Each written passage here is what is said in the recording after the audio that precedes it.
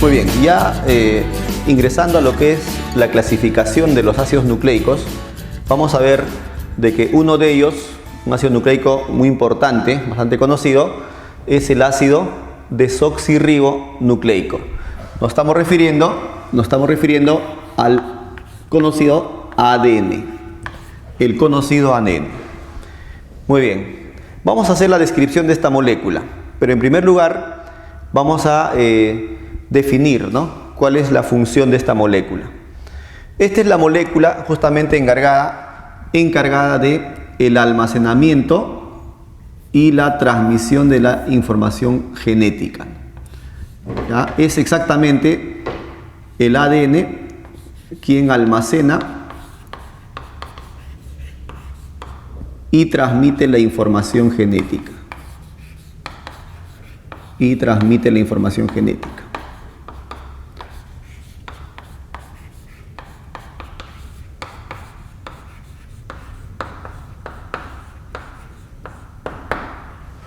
Almacena y transmite la información. Muy bien. Ahora, este ADN, ha sido bastante estudiado por Watson y Crick. En 1953, ellos determinan su estructura, ¿no? Una estructura que ya había sido estudiada anteriormente, ¿no? Recordemos que el ADN ha sido descubierto por Miesker y luego ha sido también fotografiado por Franklin, y entonces en base a esos avances Watson y Crick establecen su estructura. Por ', ¿qué conocemos del ADN? Conocemos de que un extremo es 5' y en esa misma hebra, ¿no?, el otro extremo será 3'. Son los extremos de los monosacáridos, son los extremos de las pentosas las que le van a dar el nombre a este ADN. Entonces, si en este extremo está el 5', en la cadena complementaria el extremo será 3'. Y acá contrariamente, ¿no? Si acá es 3', en la cadena complementaria es 5'. Entonces es como si una cadena estuviera subiendo y la otra cadena estuviera bajando, ¿no? O estuviera bajando la otra cadena. Bien, ¿qué otros aspectos conocemos en este caso de esta molécula del ADN? Acá, por ejemplo, vemos, ¿no?, dos cadenas unidas por puentes de hidrógeno. ¿Está bien? Observamos dos cadenas unidas por puentes de hidrógeno. Es decir, ¿no?, el enlace entre una hebra y otra es el puente de hidrógeno. Puente de hidrógeno que va a ser entre exactamente las bases nitrogenadas, ¿no?, que se va a formar exactamente entre las bases nitrogenadas. Puente de hidrógeno. Ahí está. Puente de hidrógeno. Estos puentes de hidrógeno, como les decía, van a unir una cadena con la otra, pero entre bases nitrogenadas. Por ejemplo, si una base nitrogenada se encuentra en esta zona y se llama adenina, en la otra cadena necesariamente se encuentra la base nitrogenada llamada timina. Y esta adenina con esta timina se van a unir a través de dos puentes de hidrógeno. Así de manera complementaria. Por lo tanto, si en algún momento encontramos adenina, de todas maneras, en la otra cadena encontramos timina. O si en la otra encontramos adenina, por lo tanto en la otra encontramos timina. Siempre será adenina con timina.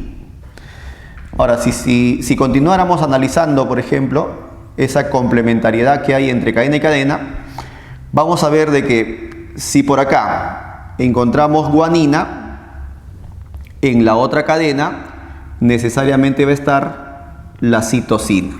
Necesariamente la citosina. Y entre guanina y citosina, ¿no? Entre guanina y citosina vamos a ver que hay 3 puentes de hidrógeno de manera complementaria también acá. Siempre que haya guanina, en la otra tiene que haber citosina, o viceversa, ¿no? Siempre que haya citosina, en la otra cadena habrá guanina de todas maneras. De todas maneras.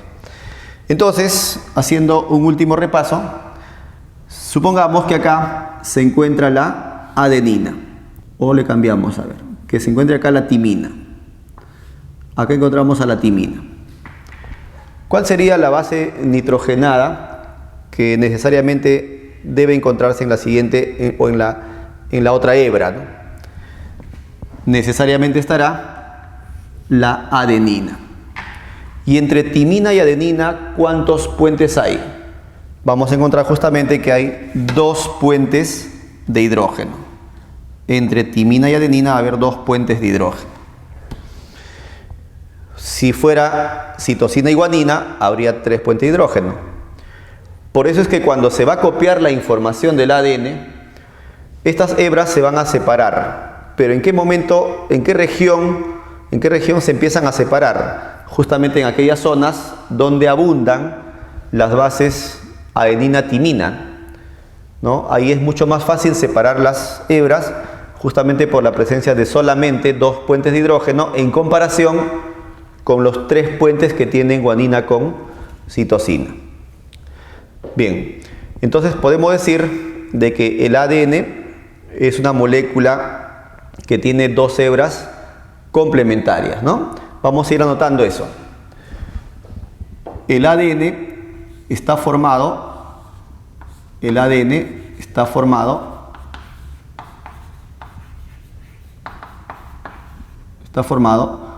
por 2 hebras. Está formado por 2 hebras complementarias.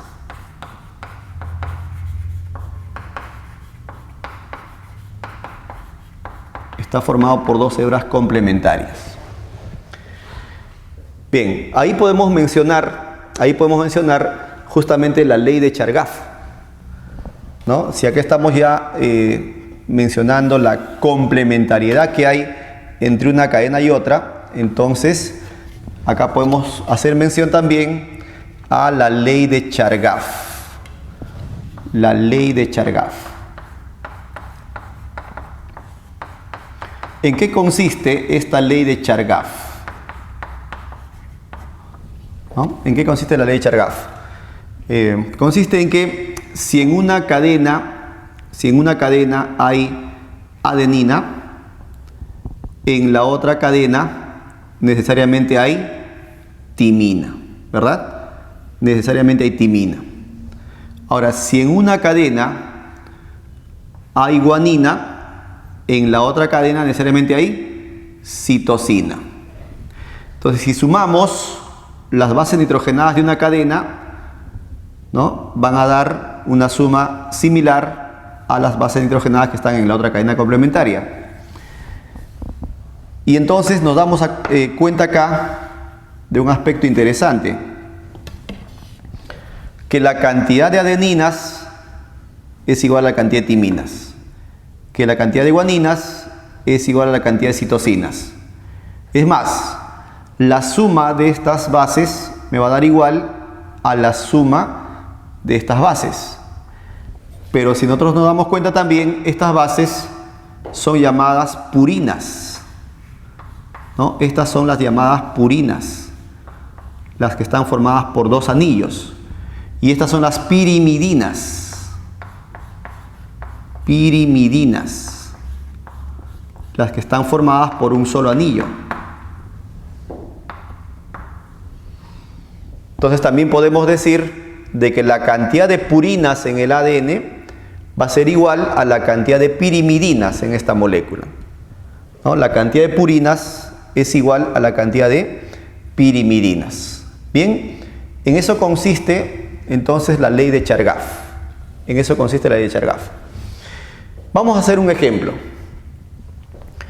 Supongamos que en este segmento de ADN, ¿no? En este segmento de ADN, del total de bases nitrogenadas, hay 20% de guaninas del total de bases. Recuerden que acá hay 4 bases. En el ADN podemos encontrar 4 bases nitrogenadas.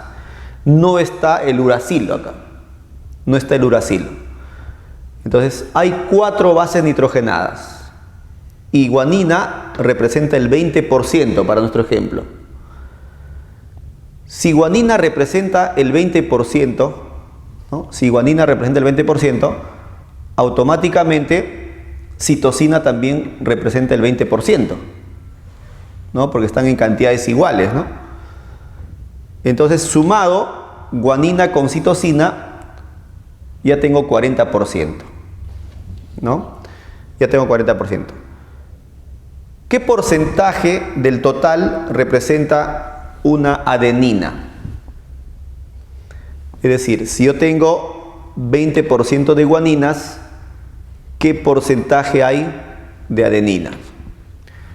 Entonces, razonando con esta pequeña ecuación, decimos, si acá hay 20%, acá también hay 20%. Por lo tanto, ya tenemos 40%. Nos falta solo 60% para el total. Pero ese 60% está dividido entre timinas y adeninas. Por lo tanto, tiene que haber necesariamente 30% de adeninas y 30% de timinas. Y entonces basta que nos den el porcentaje de una base. Utilizando la ley de Chargaff, podemos saber cuál es el porcentaje de cualquiera de las otras en un segmento de ADN. Bien, entonces hemos trabajado la complementariedad que hay entre las dos hebras, ¿no? Entre las dos hebras del ADN. Estas hebras, las hebras del ADN, ¿qué forma tienen? Forma helicoidal, ¿no? Las hebras tienen forma helicoidal. Tienen forma helicoidal. Se parecen a una escalera de caracol, ¿no? Se parecen a una escalera de caracol. Tienen forma helicoidal porque se parecen a una escalera de caracol. ¿Está bien? Pero el giro, la torsión de la molécula es hacia la derecha, ¿no? Las hebras tienen forma helicoidal con giro a la derecha, con giro a la derecha. Es decir, es una molécula dextrógira, ¿no? Es una molécula dextrógira con giro a la derecha. ¿Ya? Las hebras tienen forma helicoidal con giro a la derecha y son antiparalelas.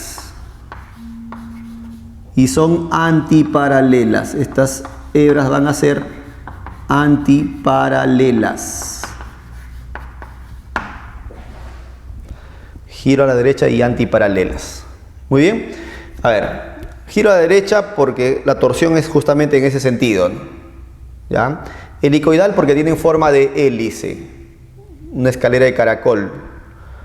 Y antiparalelas porque una hebra va en una dirección de 5 a 3 y la otra hebra va en sentido contrario, ¿no? Por eso es antiparalela también. Son antiparalelas las hebras del ADN. Muy bien, toda esta estructura, digamos, ha sido estudiada justamente por los conocidos Watson y Crick, como habíamos mencionado en su momento, ¿no? Ahora, si uno observa, por ejemplo, a la cadena verde, vamos a ver de que acá, si este es el punto de partida, ¿no? Esta cadena gira y entonces acá completa una vuelta, ¿no? En esa zona completa una vuelta. Entonces podemos decir de que desde esta zona hasta esta otra encontramos justamente una vuelta de ADN, miren. Una vuelta de ADN. ¿Está bien? Entonces hay que mencionar qué hay en esa vuelta. ¿Qué podemos encontrar en esa vuelta de ADN? Esta es una vuelta de ADN. En esa vuelta de ADN vamos a encontrar una distancia de 3,4 nanómetros. 3,4 nanómetros. ¿Ya? En una vuelta de ADN encontramos 3,4 nanómetros. ¿Está bien? De acá hasta acá es 3,4 nanómetros. Muy bien. Pero vemos que acá, por ejemplo, hay un par de bases, ¿no? Un par de bases nitrogenadas, adenina con timina. Acá habrá otro par de bases, y acá otro, y otro, y otro, y otro, y otro, y otro, y otro, y otro. Hay varios pares de bases. ¿Cuántos hay? 1, 2, 3, 4, 5, 6, 7, 8, 9, 10.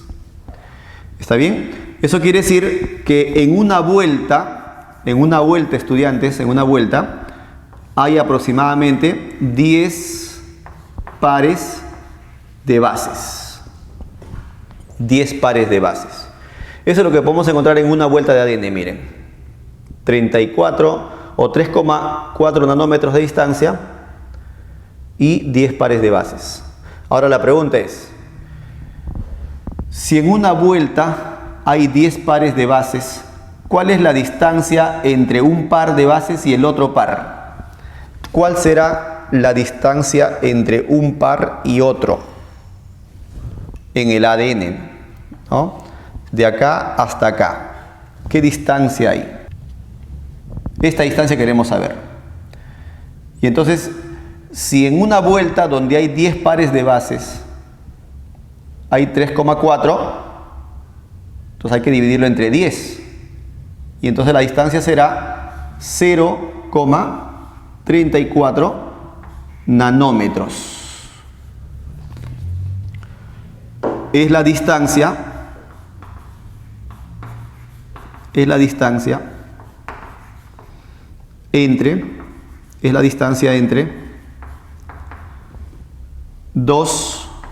entre dos pares de bases. Distancia entre dos pares de bases.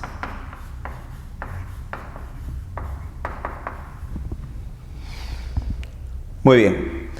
Ahora, finalmente, esta molécula también tiene un ancho determinado, ¿no? Tiene un ancho determinado. Vamos a ponerlo acá como una pequeña nota, ¿no? ¿Qué distancia hay de acá, ¿no? De acá hasta acá, ¿no? El ancho de la molécula. ¿Cuánto es? Entonces, ese ancho corresponde a una longitud de 2 nanómetros.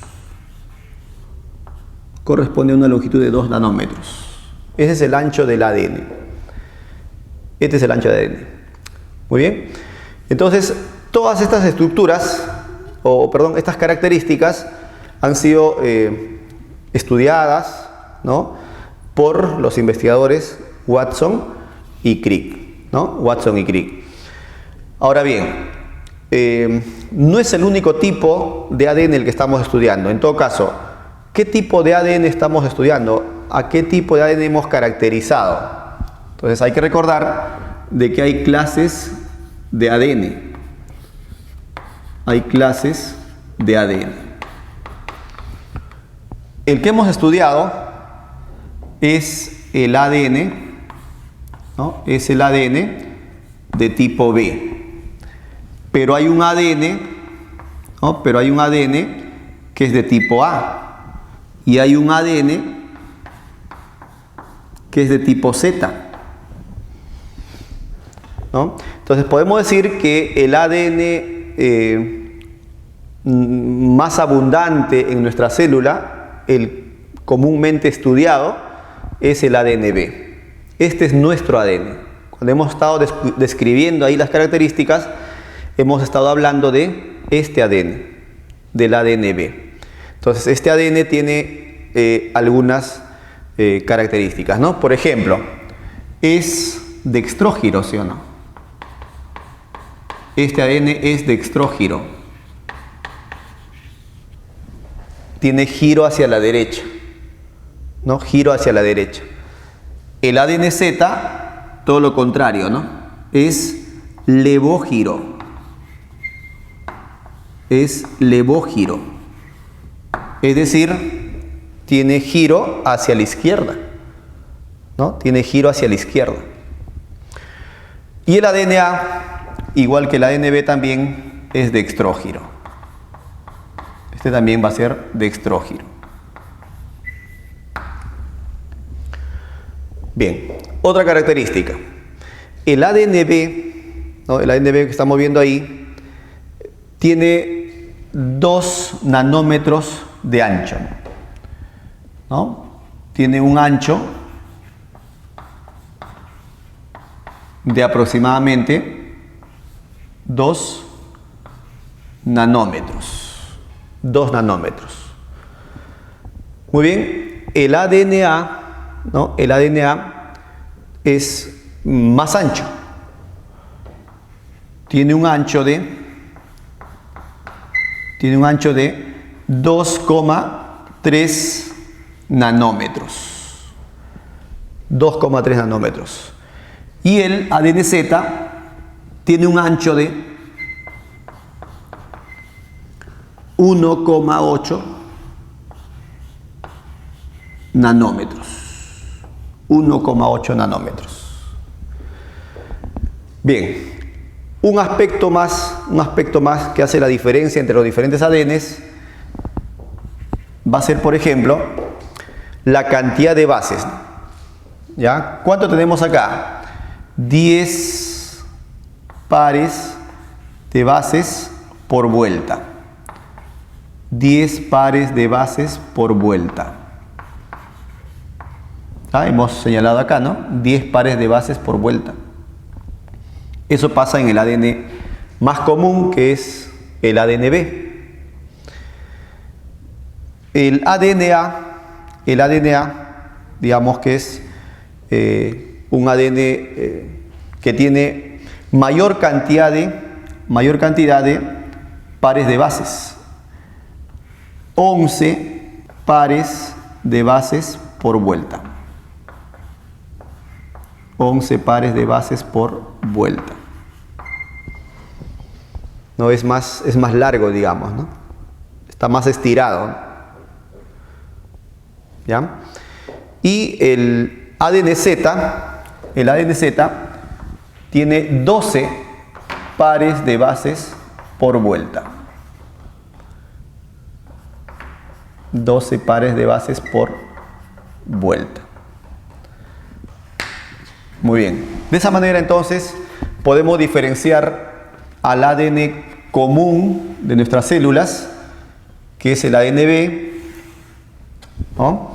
El ADN, digamos, A, que se encuentra básicamente cuando hay medios un poco más hipertónicos, y el ADN Z, ¿no? Un ADN que se puede observar a nivel de laboratorio, ¿no? Como conclusión de esta zona, tenemos de que este es el ADN más común, corresponde al ADN B. Los principales investigadores fueron Miesker, quien lo descubre, Rosalind Franklin, quien le toma fotografías por difracción de rayos X, y en base a esas fotografías, Watson y Crick establecen su estructura. Esa es la estructura del ADN. Otra cosa que hay que reconocer es que hay otras formas de ADN, no solamente el ADN B, sino también el ADN A y el ADN Z. También hay que recordar su característica típica, que es la complementariedad, ¿no? Las hebras son complementarias. No olvidar de que adenina siempre se va a enlazar con timina y que guanina siempre con citosina. Es decir, una purina con una pirimidina siempre, ¿no? Una purina con una pirimidina. De esa manera recordamos a la conocida ley de Chargaff.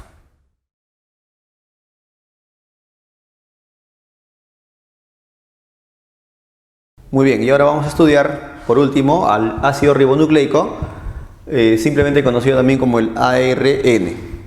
Sus funciones y su importancia van a estar justamente determinadas por el tipo de ARN que estemos describiendo, ¿no?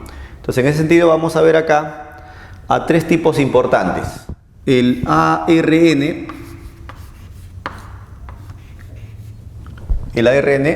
mensajero sería en este caso, el ARN mensajero.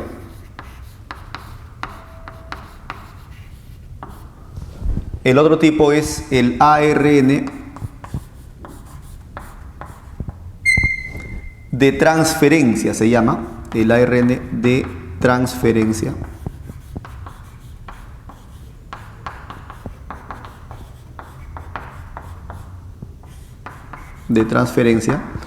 Y finalmente tenemos acá el otro ARN llamado ARN ribosómico.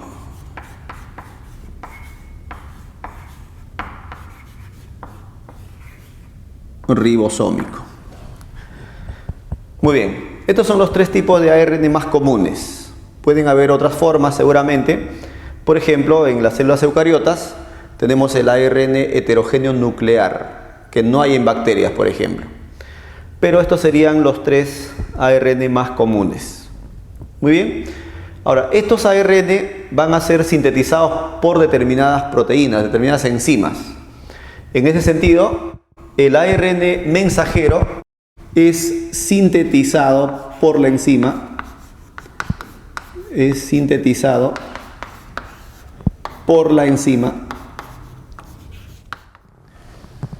ARN polimerasa.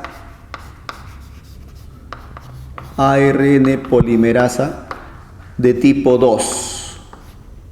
ARN polimerasa 2.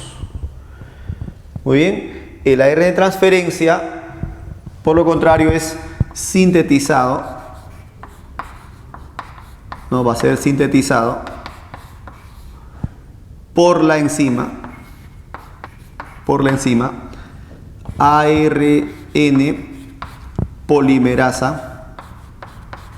ARN polimerasa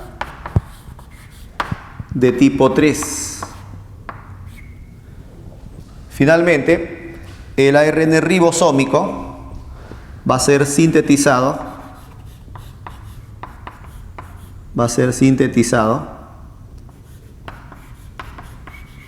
por la enzima ARN polimerasa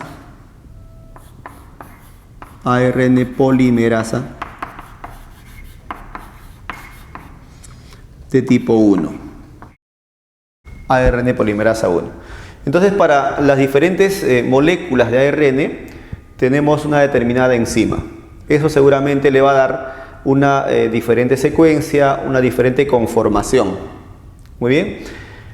Por ejemplo, el ARN mensajero es básicamente de forma lineal. Es un ARN que tiene forma lineal. El ARN de transferencia es o tiene forma de trébol. Tiene forma de trébol.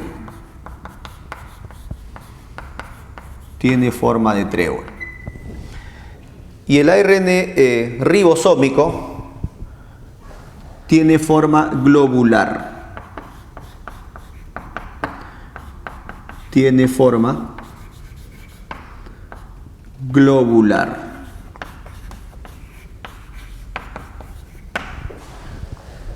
Muy bien, entonces estamos viendo acá dos aspectos, ¿no?, sobre cada uno de ellos.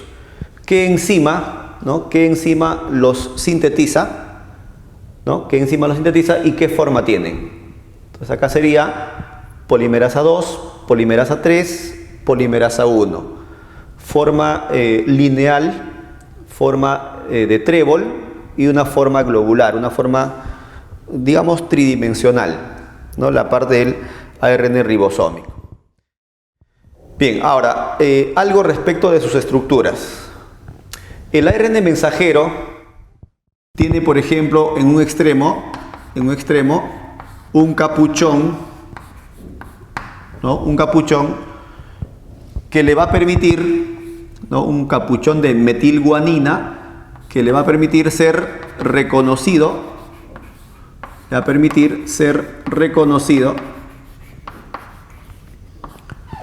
por los ribosomas para que se inicie la lectura de los codones. Esto en un extremo. En otro extremo, mientras tanto, existe la cola poli A, ¿no? La cola poli A. En este caso, la estructura le permite la protección del ARN mensajero, ¿ya? Entonces el capuchón, importante para su reconocimiento, y la cola para su protección. La va a proteger, ¿no? Va a proteger al ARN del ataque de las enzimas citoplasmáticas. Recuerden que el ARN es la molécula que va a salir del núcleo llevando la información hacia el citoplasma. Entonces ahí podría ser, ¿no?, afectado por las enzimas del citoplasma, pero para eso tiene ahí, para proteger la información, ¿no?, tiene ahí su cola poli A. Muy bien, entonces, ¿cuál sería la función del ARN mensajero, ¿no? ¿Cuál es la función del ARN mensajero? El ARN mensajero transporta la información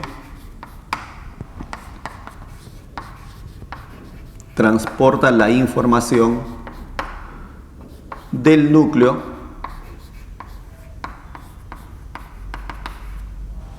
al citoplasma. Transporta la información del núcleo al citoplasma. Ya, esa sería una función importante del ARN mensajero. Ahora, esta secuencia, ¿no?, esta estructura del ARN mensajero está determinada por la secuencia de bases nitrogenadas. Y esas bases van a ser leídas de a 3 en forma de tripletes. Y a esos tripletes de bases nitrogenadas se le va a llamar codones. Entonces lo que vamos a tener acá en el ARN mensajero son codones.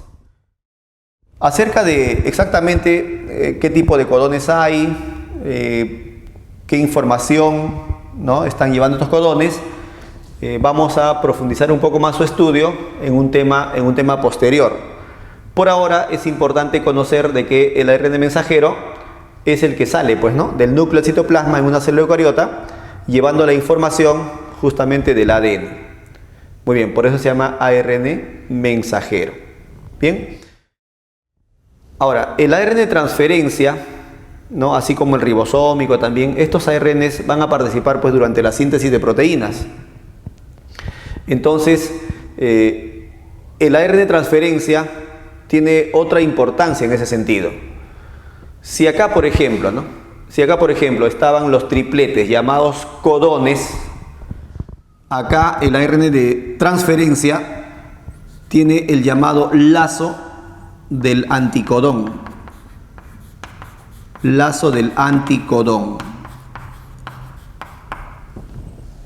Muy bien. Este lazo del anticodón tiene una secuencia, por ejemplo, de este tipo, ¿no? Digamos que sea así, ¿no? Una secuencia de 3 bases nitrogenadas que justamente constituyen a un anticodón. Y este anticodón va a unirse de manera complementaria con el codón de los ARN mensajeros, ¿no? Con el codón del ARN mensajero. ¿Ya? Pero ¿por qué se unen? ¿O cuál es la importancia de que se unan el ARN transferencia con el ARN mensajero? La importancia radica en que este ARN de transferencia, cuando se llega a unir con el mensajero que está junto con el ribosoma,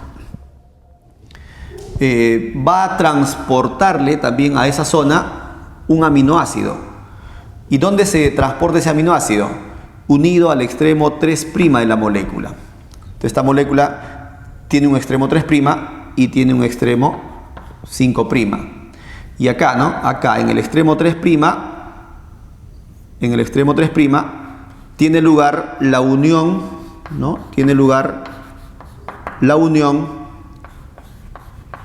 del aminoácido. Ahí se va a unir el aminoácido. ¿Qué aminoácido se va a unir? Bueno, eso justamente depende de los codones. Y entonces, si acá hay un codón determinado, digamos un codón que indique metionina, por ejemplo, entonces el aminoácido que se va a unir acá es la metionina. Y para eso, este anticodón, debe ser justamente complementario al codón para la metionina, ¿no? De esa manera vamos a ver que la función, ¿no? La función de este ARN de transferencia es justamente transportar aminoácidos hacia el ribosoma. El ARN de transferencia transporta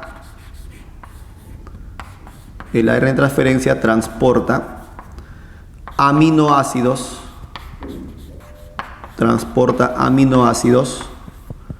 hacia el ribosoma. Esa es su función.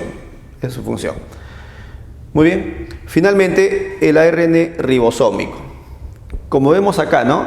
Tanto el ARN de transferencia como el ribosómico van a presentar puentes de hidrógeno. Esos puentes de hidrógeno se van a dar entre segmentos de la misma cadena, ¿no? Dándose lugar a lo que se le llama la autocomplementariedad. Esa complementariedad se daba en el ADN porque eran dos cadenas diferentes. En estas moléculas, si bien hay puentes de hidrógeno, ¿no? Se van a dar dentro de lo que es la misma cadena, ¿no? Al acercarse dos segmentos de la misma cadena complementarios, entonces se forman esos puentes de hidrógeno. Muy bien. El ARN ribosómico, también como su nombre ya sugiere, es un ARN que va a estar presente en el ribosoma. Es decir, va a ser parte del ribosoma, ¿no? Va a ser parte del ribosoma este tipo de ARN.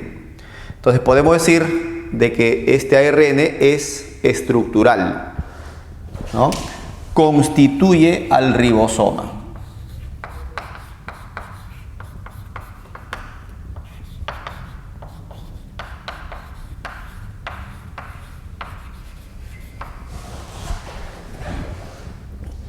Muy bien, el ARN ribosómico entonces constituye al ribosoma, forma parte del ribosoma, es parte de la estructura del ribosoma. Y ahí tenemos su función estructural, ¿no? Pero este ARN ribosómico, ¿no? También tiene, digamos, la capacidad de interactuar con el mensajero. Es decir, siendo ya parte del ribosoma, también puede interactuar con el mensajero reconociéndolo, ¿no? Para que su información en forma de codones sea justamente decodificada, ¿no? Entonces, esa es otra función de este ARN ribosómico. No solamente forma de manera mecánica al ribosoma, sino también va a tener esa capacidad funcional, ¿no? De reconocer al mensajero para que se inicie la lectura de la información genética. Muy bien, y una vez que ya se está leyendo la información genética, este ARN ribosómico también tiene actividad de peptidiltransferasa. Es decir, este ARN va a ser encargado, ¿no? Va a ser encargado de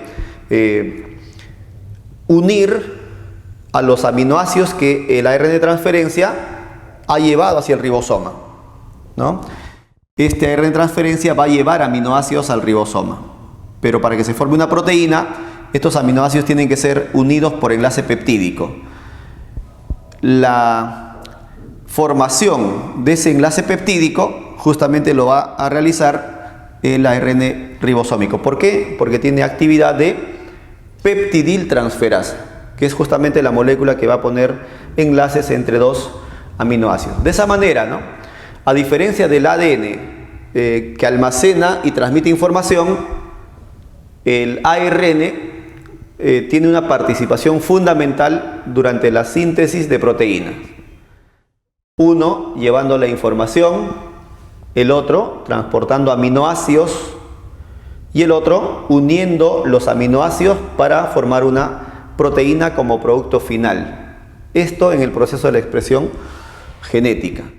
Bien, de esa manera, ¿no?, habríamos concluido con este tema de la cuarta parte bioquímica, conocida como los ácidos nucleicos.